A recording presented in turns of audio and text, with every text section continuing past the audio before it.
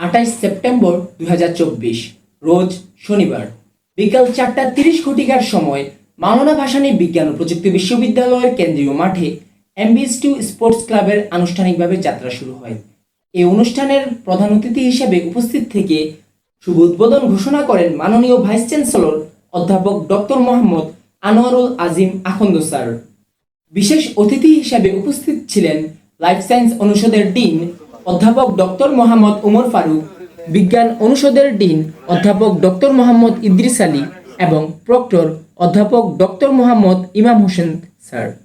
অনুষ্ঠানে সভাপতিত্ব করেন শরীরচর্চা বিভাগের পরিচালক অধ্যাপক ডক্টর মোহাম্মদ নাজমুস সাদিকিন স্যার।